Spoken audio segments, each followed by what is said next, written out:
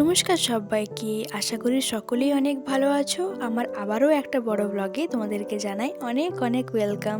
তো আজ হলো আমার জন্মদিন। এবছরের জন্মদিনটাই একটু অন্যভাবে সেলিব্রেট করতে চাইছি। মানে প্রতি বছর জন্মদিনেই যেমন কেক টেক কাটা হয়, চিকেন বা মাটন এরকম খাওয়া হয়, এবছর আর কোনোটাই সেরকম ভাবে চাইছি না। মানে মনটা আর কি খেতে চাইছে না।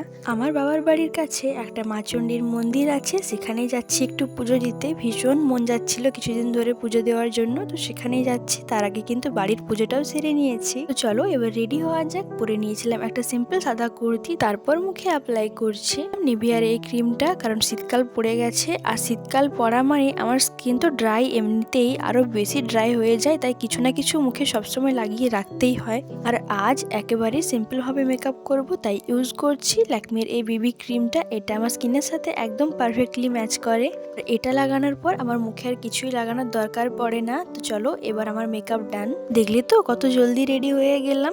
মজা করছিলাম। এই ভিডিওটা কিছুক্ষণের জন্য হলেও রেডি হতে কিন্তু অনেক সময় লাগে। আর দেখো রেডি হওয়ার পর আমাকে কি সুন্দর লাগছে না দেখতে। এক তো সকালে স্নান করেছি, আবার যাব বাইকে, তাই ঠান্ডার হাত থেকে বাঁচতে একটা সোয়েটার তো পরতেই হবে। আর শুধু আমাকেই দেখলে হবে না, আমার হাজব্যান্ডকেও দেখো কি সুন্দর লাগছে দেখতে। সকাল সকাল স্নান টান করে রেডি হয়ে গেছে আমার জন্য।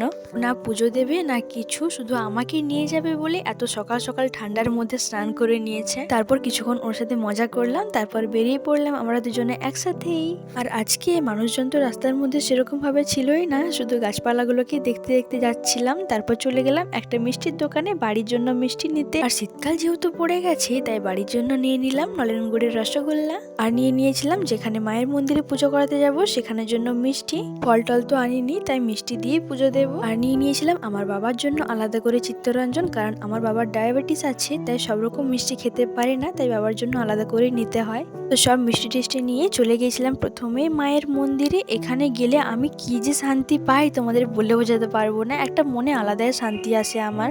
এই মন্দিরটা আমার বাবার বাড়ির কাছেই। এখানে বিয়ের আগেও যতবার এসেছি আমার বাড়ি ফিরতে মন করতো না, আর এখন বিয়ের পরেও যতবার আসি ততবারই এরকমই মনে হয় আমার। যাই হোক, মায়ের জন্য যে মিষ্টিটা এনেছিলাম সেটা মাকে দিয়ে ভালো করে ধূপ টুপ দিয়ে মাকে মন ভরে ডেকে চলে এলাম মাকে টাটা করে বাড়ির সবার সাথে দেখা করতে। এসেই দেখি মা আমার জন্য গরম গরম লুচি বানাচ্ছে। আর আজকে চিকেন মাছ ডিম কোনোটাই খাবো না, তাই মা আমার জন্য লুচি আর ঝালঝাল করে আলুর দম বানিয়েছে, যেটা খেতে খুব টেস্টি হয়েছিল। আর সাথে নিয়েছিলাম একটা নলেন গুড়ের রসগোল্লা। তো এটা দিয়ে দুপুরের খাওয়াটা দারুণ ভাবে সারলাম। তারপর মা ওদেরকে টাটা করে আবারও বেরিয়ে পড়লাম বাড়ির উদ্দেশ্যে। তারপর বাড়ি এসে ফ্রেশ ট্রেশ হয়ে জানি না কেন আজকে আমার ভীষণ টায়ার্ড লাগছিল, তাই দিলাম টানা একটা ঘুম। তারপর সন্ধ্যাবেলায় সেই এডিট করতে বসেছি। হাজব্যান্ড নিয়ে এসেছে একটা কেক, এটা এগলেস ছিল।